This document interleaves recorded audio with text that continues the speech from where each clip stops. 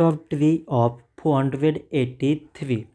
So 483, it can be written as 3 and 161.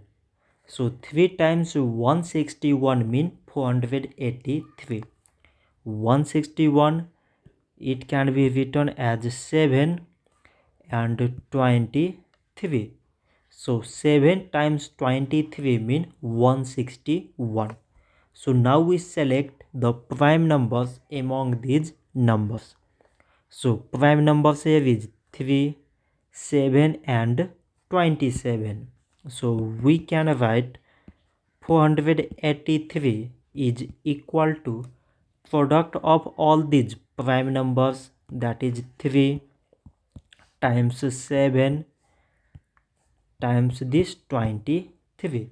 So this much for today, and thanks for watching.